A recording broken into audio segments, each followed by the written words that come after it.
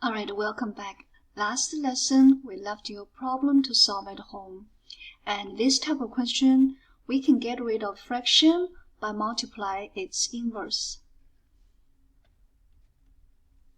Why do we do that? Because when you find its multiplicative inverse, you multiply them, you're creating a 1. When you have a 1, guess what happened? We're going to do some baby step here. 1 times 3w, 3w, 1 times 5 is 5. Did you see how clean it is? This is a multiplication here.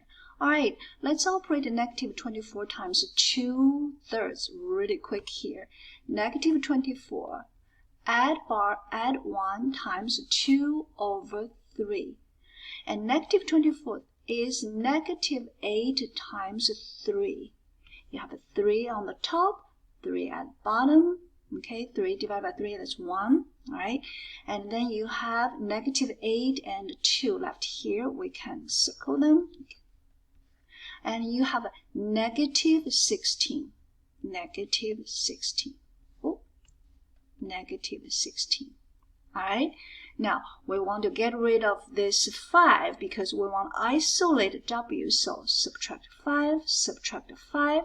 We have 3w is negative 21. Isolate w by dividing by 3 divided by 3, both sides.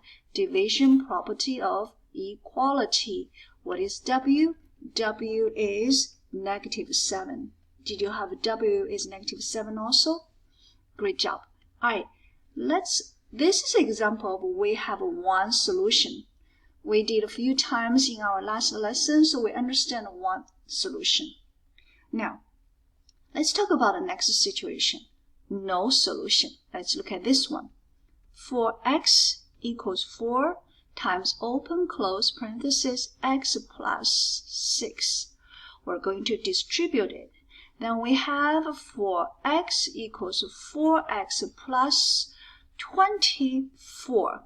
Now, we can stop right here. We can say this is a false and no solution. Why? Because this quantity 4x, this number 4x, cannot be equal to itself plus 24. This is a false. What if you say, I want to continue? Let's subtract 4x each side. Let's see what happened. This becomes 0, this becomes 0. So we're saying 0 is 0 plus 24. So 0 is 24. That's false. Once again, it leads us to this no solution. Alright, that's our second situation. Look at our third one. Third one says identity.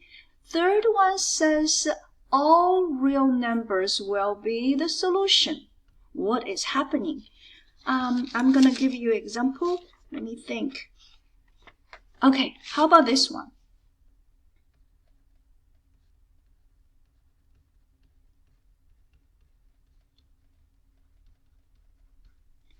Go ahead and use distributive property. Let's see what we have.